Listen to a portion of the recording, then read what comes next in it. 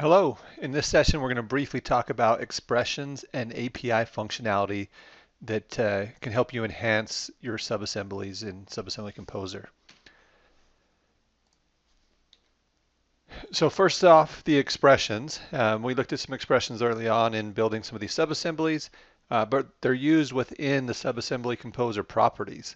So they allow you to put in a mathematical formula to kind of help you set a property value based on that equation.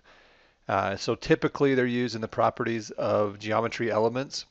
So in this example, the switch example uses an expression to tell it if the switch and if the type equals a certain type. So for example, if we want to display one valley gutter over the other valley gutter, we can tell it type equals B2 or D2 or E2 as shown in this example.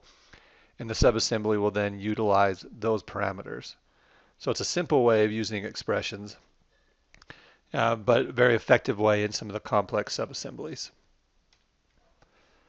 So it's an expression editor, very simple, keying in text, and it's found in the properties of your PKT file. Expressions take it a little bit further. So most of the expressions, the one we just showed was fairly simple. Most of the expressions are built on the standard math functions, the MSDN Math class .NET framework. So there's constant static methods, and in there, and I'll give you the link to that, but in there you can see all the different types of functionalities and operations that you can use within your expressions. And then API functions. So you can use the .NET API to extend the functionality. A lot of different ones in here. The most common ones that you will use are surface, auxiliary points, auxiliary links, other API functions such as elevation.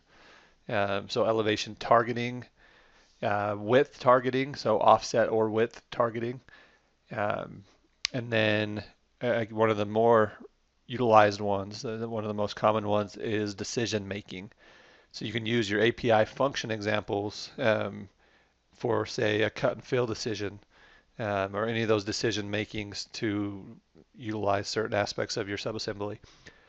Um, but you can add on your expressions, you can add on your API functions. So if something out of the box doesn't quite cut it, doesn't work, you can always look to further extend the capabilities and the functionalities within Subassembly Composer just to take your subassemblies to that next step, that next level.